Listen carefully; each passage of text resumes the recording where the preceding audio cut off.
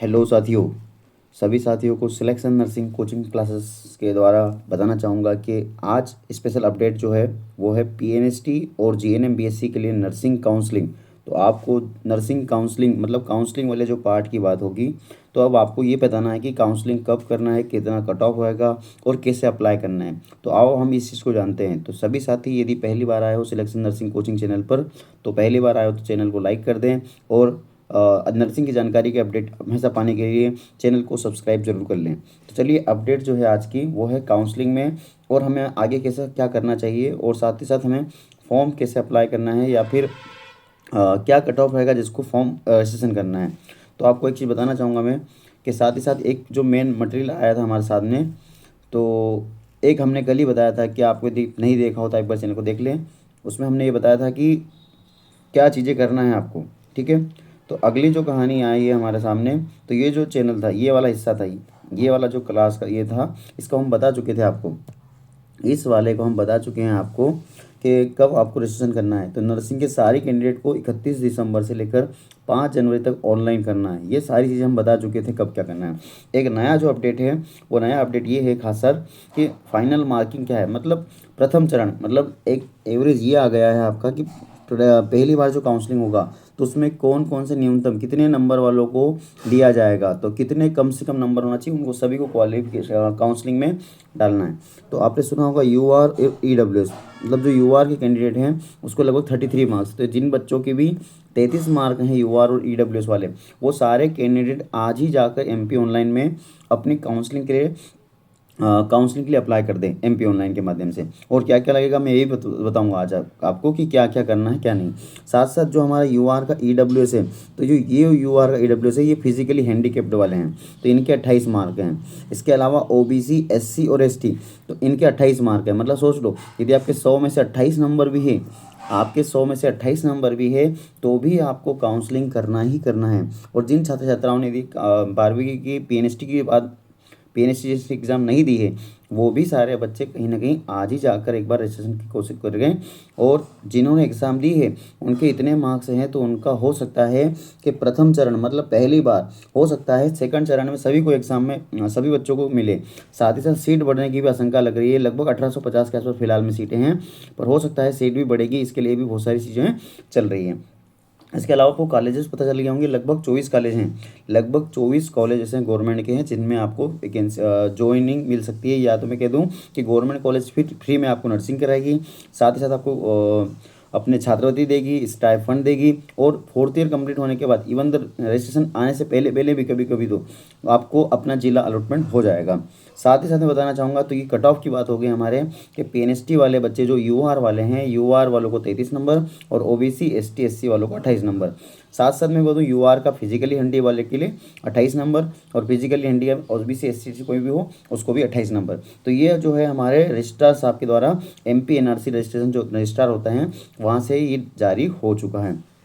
चलिए, और एक जो दूसरी अपडेट है हमारे साथ, पहली अपडेट ये यही थी मेन हमारे लिए कि सबसे पहले, बाकी ये वाला जो कॉलम था ये वाला हम बता चुके हैं। इसको देखने के लिए आप एक बार पुराने वीडियो को जाकर देख सकते हैं। ठीक है, तो ये आपको बता दिया था 5 जनवरी लास्ट थी, अच्छे से याद रखना है हमें। और ये जो है ये 2 जनवरी का लेटर है, ये 2 जनवरी का लेटर है।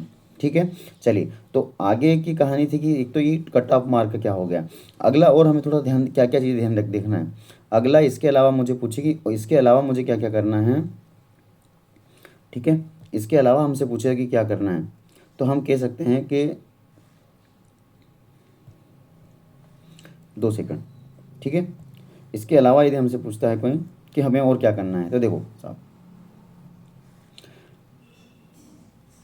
इसके अलावा यदि हमसे पूछे सर, तो देखो ये एमपी ऑनलाइन की आप साइट पे जाओगे, एमपी ऑनलाइन के साइट पे जाओगे, आपको सारी चीज़ें जितनी भी जानकारी चाहिए वो डीएमए की साइट पे मिल जाएगी। तो आप जितनी भी आप जानकारी चाहते हो वो डीएमए की साइट से अवेलेबल है। इसमें क्लियर लिखा है नर्सिंग एडमिशन काउंसलिंग, मतलब बीएससी और जीएनएम कोर्सेज के लिए। तो जिसको भी जीएनएम और बीएससी नर्सिंग करना है उसको एटलीस्ट कम से कम रजिस्ट्रेशन जरूर करना है। सबसे पहले आप जाओगे एमपी एनआरसी के इस पे साइट पर, और यहाँ पर आपको करना है क्लिक हेयर। क्लिक हेयर करने के बाद आप क्या करेंगे, आपके सामने इस प्रकार का पेज पोर्टल ओपन होगा। यहाँ पर आपका प्रोफाइल बनाना है। आपको क्या करना है, आपकी प्रोफाइल बनाना है। देखो ये खुद लिखा रहा है। ठीक है। तो आपकी प्रोफाइल बनेगी, इसके बाद आपको एंटर करना है पीएनएससी का एप्लीकेशन नंबर, आपको एप्लीकेशन नंबर डलेगा यहाँ पर आपका, ठीक है। उसका सीक्रेट की आपका एक जो एप्लीकेशन जो आपका फॉर्मेट है, इसके आपके फ़ोटो के ऊपर एक सीक्रेट की लिखा होगा, तो आप इसको सीक्रेट की दबाएं यहाँ पर। साथ साथ आप अपनी प्रोफाइल बनाएं, ठीक है। ये जो दिया गया है ये बता रहा है किस प्रकार से आपकी ये डालने पर, सीक्रेट की डालने पर आपको कैप्चा डालोगे तो यहाँ पर ये बोलेगा प्रोफाइल बना लो, ठीक है। प्रोफाइल बनाने के बाद में इस प्रकार से आपको कॉन्टैक्ट डिटेल डालना है ना, एड्रेस प्रूफ डालना है, प्रोसीड करना है, इस प्रकार से आपको कॉन्टैक्ट डिटेल्स ये डालना है। तो ये आप डाल दोगे, इस प्रकार से आपका इंटरफेस कुछ ओपन होगा।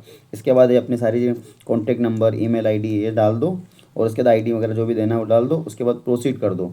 तो ये था सर हमारा क्या इसमें हमने देखा था। इसके बाद फिर OTP आएगा आपके पास, OTP आने के बाद में ये OTP आपको लॉगिन करना है, वैलिडेट करना है। OTP आने के बाद में ये लिखा जाएगा you have created your profile successfully, now proceed for registration to participate in MP state BSc and GNM nursing counselling 2024।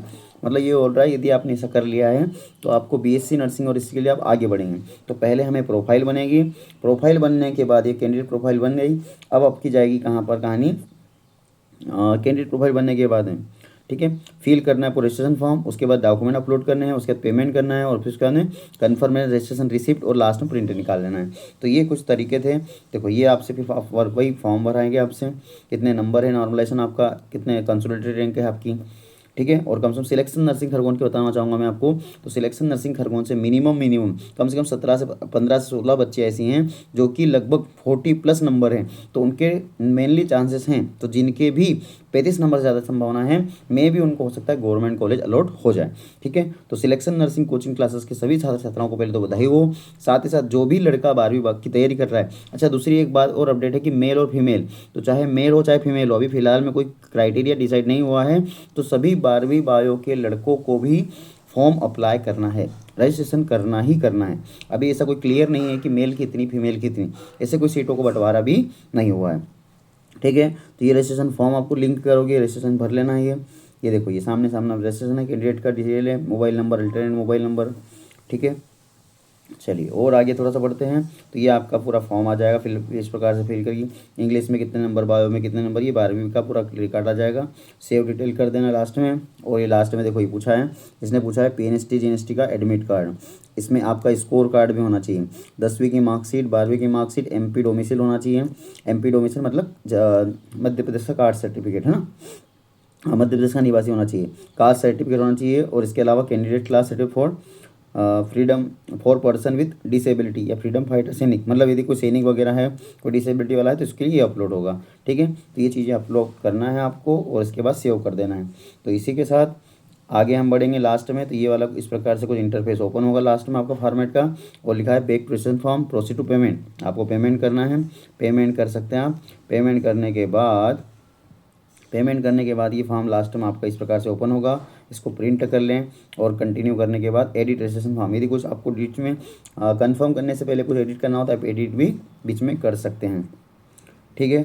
और लास्ट में आप सभी का धन्यवाद। तो इसी के साथ आज की जो अपडेट थी वो अपडेट ये थी कि सिलेक्शन नर्सिंग खरगोन लेकर आया आप सभी के लिए स्पेशल बैच, स्पेशल नया ऑफर। यदि किसी बच्चे को ज्वाइन करना हो तो वह 8770714388 पर संपर्क कर सकता है। साथ ही साथ यदि आपने अभी तक आपको आज की हमारी अपडेट कैसी लगी, यदि आपको अपडेट अच्छी लगी तो एक बार चैनल को लाइक कर दें, पहली बार आए तो चैनल को सब्सक्राइब कर लें, और अपडेट इसी प्रकार से बने रहें। क्योंकि मेन जो कहानी थी, कहानी में मेन बात जो थी, मेन बात हमारी यही थी, कहानी की जो मेन बात थी वो यही थी सर हमारी, कि इसको हमें क्या क्या चीज़ें देखना है, ठीक है।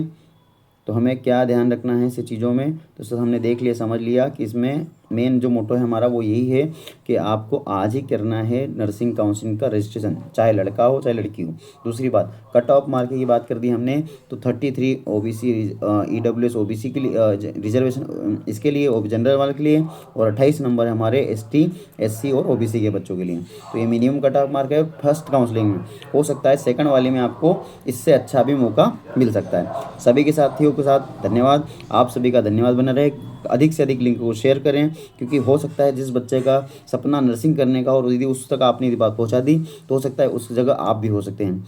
तो बस थोड़ा सा मानवता के नाते इस वीडियो को अधिक से अधिक शेयर करें, ताकि जिस बच्चे को नहीं पता हो कि रजिस्ट्रेशन करना है कि नहीं करना है, क्या करना है, वो सारे बच्चे रजिस्ट्रेशन कर पाए। तो स्पेशल अपडेट जो थी हमारे नर्सिंग करने वाले बच्चों के लिए थी, जो भी नर्सिंग करना चाहते हैं उनके लिए। तो आप सभी का पुनः धन्यवाद। जय हिंद, जय भारत। मिलते हैं कुछ नए अपडेट के साथ, ठीक है। तो इसी के साथ बने रहे सिलेक्शन नर्सिंग क्लासेस के साथ, और अपने सपनों को साकार करें और अपने जॉब पाने के सपनों को पूर्ण करें, ठीक है। इसी के साथ जय हिंद, जय भारत। मिलते हैं अगले नए वीडियो के अपडेट के साथ।